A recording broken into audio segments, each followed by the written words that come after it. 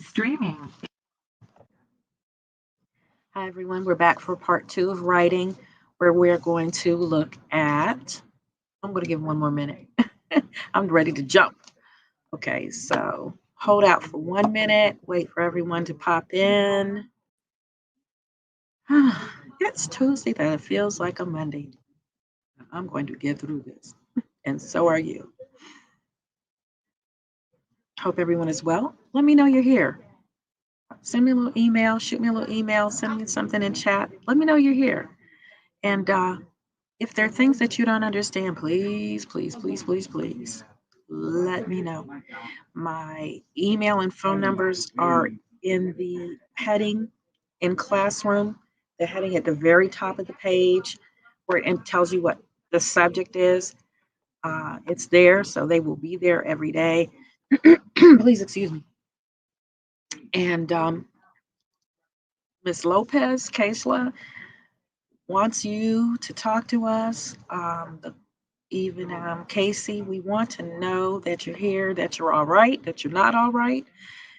Always let us know if there's something you think we could help you with.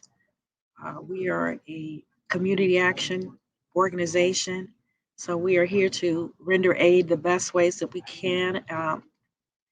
Any changes in your life that make things more difficult, let us know. Any help that you need, let us know. You don't know what we can provide for you and how we can help you. So we're here for you. We are here for you. So it is now 11. Please excuse me. I'm so dry. 1 minute, y'all. It's a little water. Okay, a little bit better. So let's go on ahead and talk about our argumentative essay.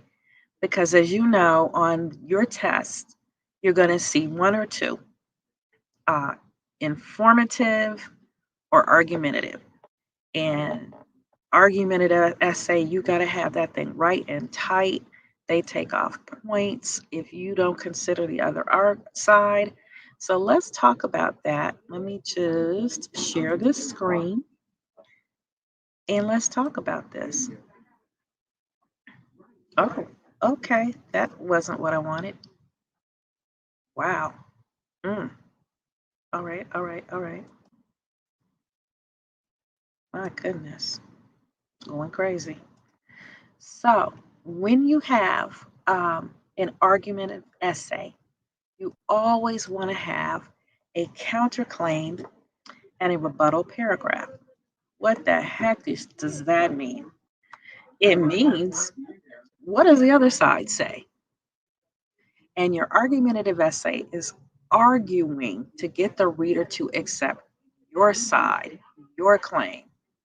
So an effective argumentative essay addresses what the other side might say and explains why that point of view is wrong. This is called the counterclaim. So the key items that are necessary are transition to the others, where you explore the other argument, giving your evidence and your reasons for believing what you believe. So, and counterclaim is an argument or one of the arguments opposing your thesis statement. In your thesis paragraph or your opening paragraph, you make it clear to the reader exactly what you plan on proving and how you plan to go about proving it. And this paragraph is where you show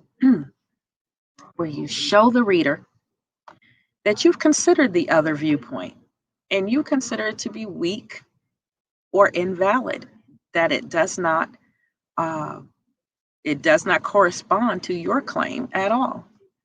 So a counterclaim and a rebuttal paragraph, if done well, they give you a chance to respond to the reader's potential arguments before they're done reading.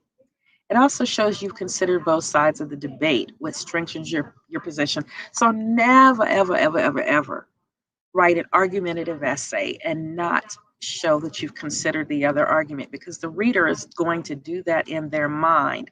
And they may come up with something that will say, well, this person doesn't know what they're talking about. This is a terrible argument. So here's an example of a simplified counterclaim and rebuttal paragraph topic sentence. So X is your argument and Y is the other side. So this is you. You're going to say you are disbelieving, what you're going to say what you say. This is your argument. And then Y is going to say their argument or the opposing side of your argument. And then you're going to say, however, these arguments are weak because A, B, C. I have explored this. These are the reasons. And this is you. Those who oppose X going to say that Y, the other argument, yet they are incorrect because of A, B, C. I've got my reasons and my evidence. So the point of this paragraph is to expose the counterclaim to the reader and then promptly explain why that's a weak argument or why it's just incorrect or invalid. It is wrong. It's the wrong argument to make. So here are two possible ways that you can refute or argue against the other viewpoint or the counter argument. Number one, you're going to point out anything that is obvious in their argument, and any argument that is has a flaw in it. So here we go. As the example, many people argue that bullying is a natural part of our humanity and that preventative measures are ineffective against this element of the human condition. So it is built into us to bully. So anything you try to do is not going to be effective. However, here's my counter argument. They fail to understand that bullying is a cycle that has been perpetuated, that has gone on for centuries, and that all cycles can be broken. So it is something that we don't have to be stuck on, right? So let's say I want to try another one. I'm going to agree with the counterclaim, but then show new evidence that weakens their argument. Like, that was an argument that may have worked in the past, but here is why it doesn't now. Let's take a look.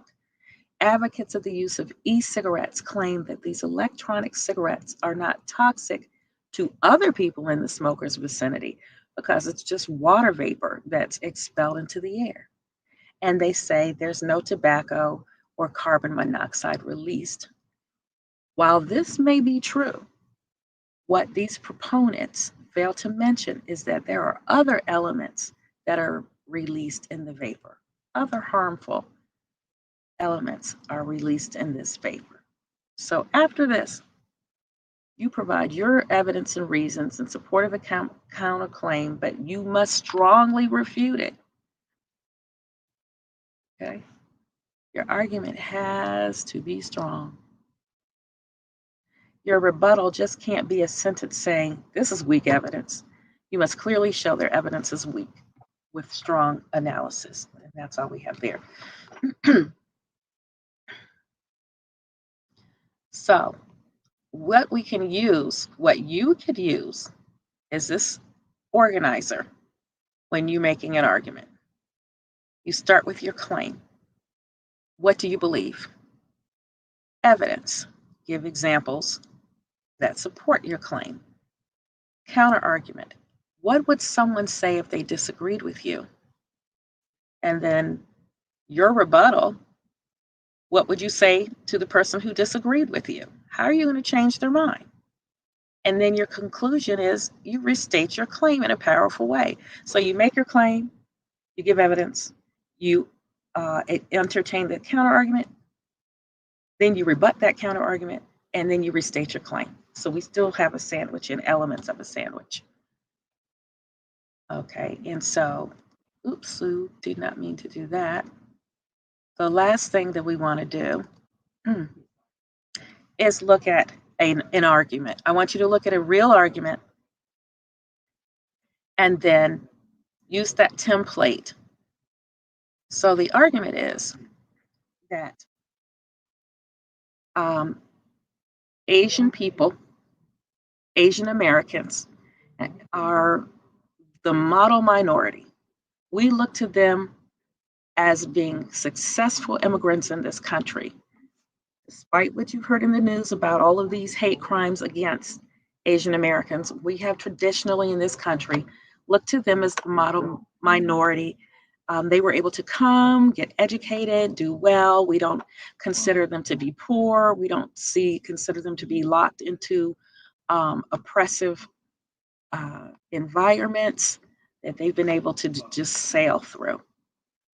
But some people are saying that um, it's not that way for everybody. So, first of all, when you say Asian Americans, Kamala Harris is a Black and Asian American. People who are Korean, Chinese, Pakistani, uh, Armenian, they're all Asian Americans. Thai, they're all Asian Americans.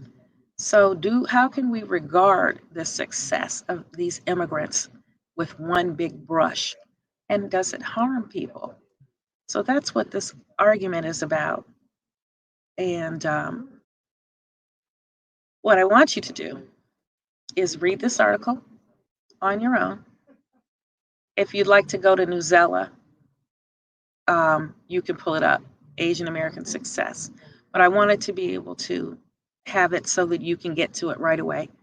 And so let's look at the picture. I'm going to take a minute and we're going to scroll through it. But in order to make that argument, you will need to read it on your own. As you can see, if you go to Newsella, it can read aloud for you if that makes it easier for you. But let's start taking a look at this picture. Asian immigrants with their faces covered by signs marched to a school board meeting to express student concern about assaults at a city high school in Philadelphia. A native of Thailand immigrated 14 years ago to work in the Thai embassy um, as a housekeeper. And so she is not the model minority. So these are some of the things people are going through. And in her goodness, in her hometown of Bangkok, Pranee Wilcox worked as an accountant for Thailand's Ministry of Defense. But even with a bachelor's degree, the divorced mother of two struggled. So in 2001, when the Thai ambassador offered her a job as his housekeeper, she said yes, even if that meant leaving her family behind. She figured she'd make more money working abroad. So this woman has a college degree, working as a housekeeper. So 4 years later, when the ambassador returned to Thailand, Wilcox decided to stay. And that meant living in the United States without papers and with very little English. Desperate for money, she worked 12-hour days, 6 days a week, first as a cook, then as a nail technician, so she could send money back to her family. I still feel like I'm not a success yet. Wilcox, 44, taking a break from her mani-pedi duties at a DC salon. More Asians and Pacific Islanders are entering the U.S. They have become the fastest group to enter the United States, outpacing Latinos. According to new data, Asian Americans from all countries come from all countries over that vast continent. Think of the continent of Asia.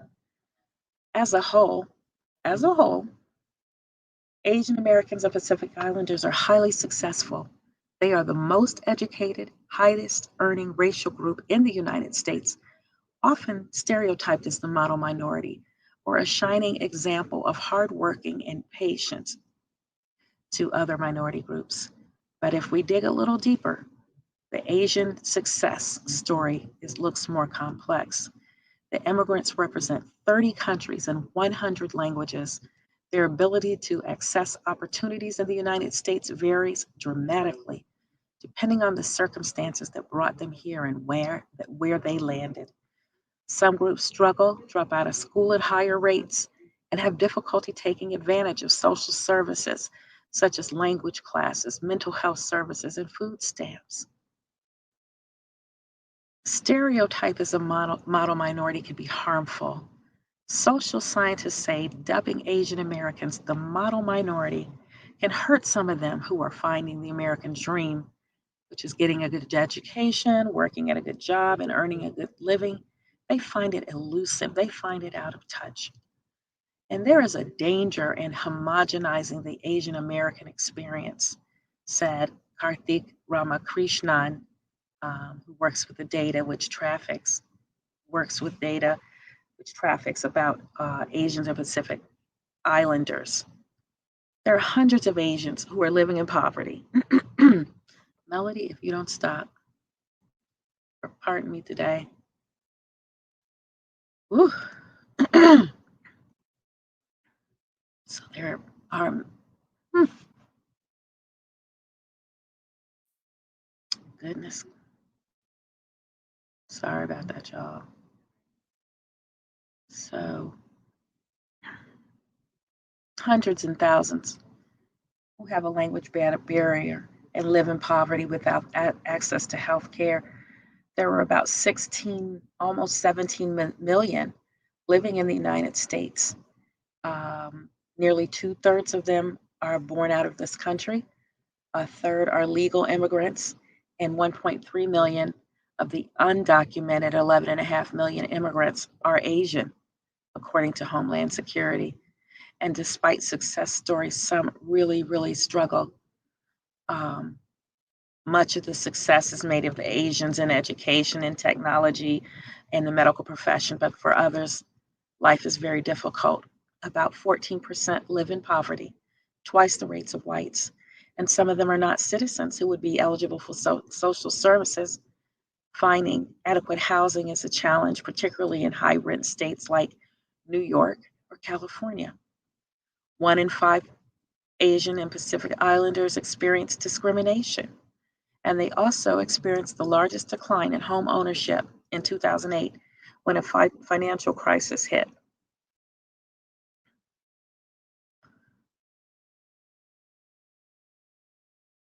I don't know, our computer is just cuckoo for Cocoa Puffs today. So, also, language is a barrier. 1/3 don't speak English fluently. Limited English skills makes it difficult to get adequate health care.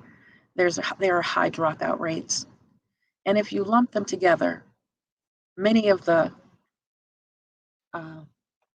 smaller groups that struggle are just ignored altogether. So,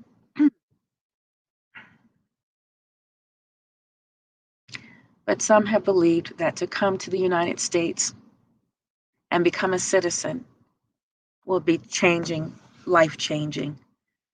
So that is the end of the article. Read it yourself.